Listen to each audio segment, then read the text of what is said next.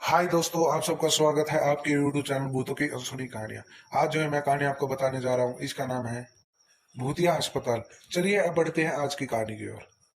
आज जो मैं आपको एक किस्सा बताने जा रहा हूँ वो हमारे कस्बे के भूतिया अस्पताल का है। सारे कस्बे के लोग इस अस्पताल को भूतिया अस्पताल कहते थे। इस अस्पताल का नाम विक्टोरिया अस्पताल है। इस अस्पताल को आज से करीब 100 साल पहले अंग्रेजों ने बनवाया था। उस अस्पताल के सामने एक कब्रिस्तान भी है।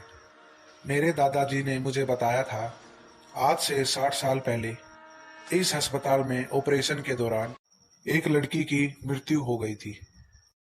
तब से उस लड़की की आत्मा इस अस्पताल में भटकती है। रात ढलते ही कोई भी इंसान इस रास्ते से नहीं गुजरता, क्योंकि उस लड़की की आत्मा रह गए लोगों को परेशान करती है। हालांकि मैं दादाजी की बताई पुरानी कहानियों पे ज्यादा विश्वास नहीं किया करता था।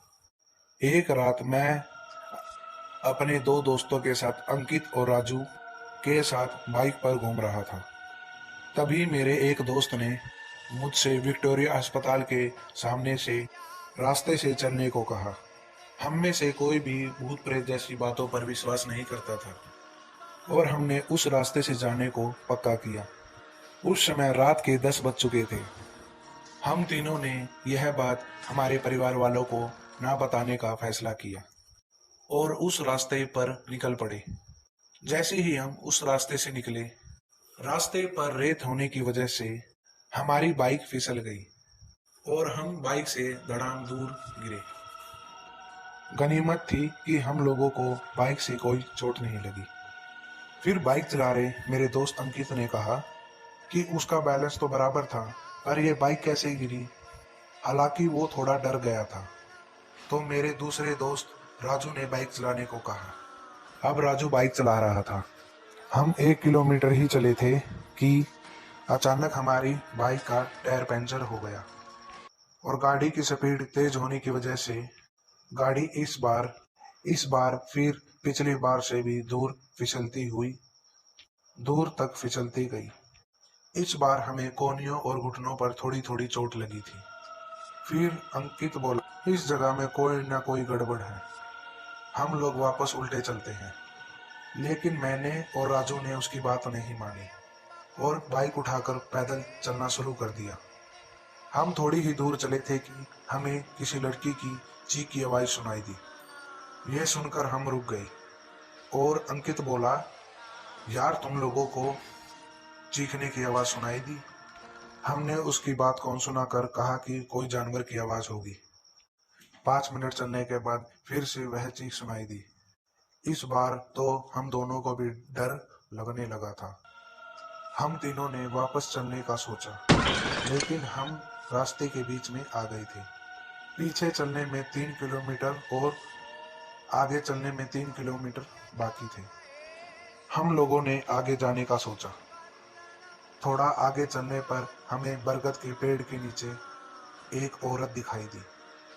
इतनी रात को अकेली औरत को देखकर तो हमारे रोंगटे ही खड़े हो गए थे। हमने पीछे मुड़ने का सोचा, तभी वो बूढ़ी औरत चिल्लाई, बेटा रुको, मुझे हाईवे तक का रास्ता बता दो। हमने पूछा कि इतनी रात को आप इस रास्ते से कैसे निकल रहे हो। तो उस बुढ़िया ने बताया कि मैं पड़ोस के गांव की रहने वाली हूँ और मेरे पास पैसे नहीं हैं, इसीलिए मैं पैदल ही निकल पड़ी। हाईवे के उस पार मेरा गांव है। हमने उस बुढ़िया का विश्वास कर लिया और आगे निकल पड़ी। रास्ते में वो बुढ़िया हमसे सारी बातें पूछने लगी। बुढ़िया हम तीनों के पीछे चल रही थी। हम तीनों दोस्त अब अपनी बातें कर रहे थे। तभी राजू बोला, लो माँ जी, आपका रास्ता आ गया। और वो जैसे ही पीछे मुड़ा, वहां पर कोई नहीं था। हम तीनों की तो वहीं पर सिटी पिट्टी गुल हो गई। हम तीनों बाइक को धक्का मारते हुए जोर से भागने लगे। भागते भागते अंकित ठोकर खाकर गिर गया। हमें जोर से चीख सुनाई दी। हम भी बाइक को वहीं पटक कर अंकित को उठाकर उसके साथ लेकर दौड़ने लगे। और अस्पताल के पास कब्रिस्तान के पास पहुंच गए। ये सब घटित होते होते 12 बज चुके थे। हम पसीने से तर बदर हो चुके थे और कब्रिस्तान पार कर एक मंदिर में रुक गए, क्योंकि अगर बिना बाइक घर जाते तो घर वाले जूते मारते। इसीलिए उस रात हम मंदिर में ही रुक गए और सुबह होते ही बाइक लेकर अपने घर आ गए। उस रात के बाद हम उस रास्ते से भूलकर भी कभी नहीं गए। मुझे आज भी वह गुड़िया की चीखने की आवाज़ सपनों में सुनाई देती है। और ऐसी ही कहानी को सुनने के लिए हमारे चैनल को सब्सक्राइब करें।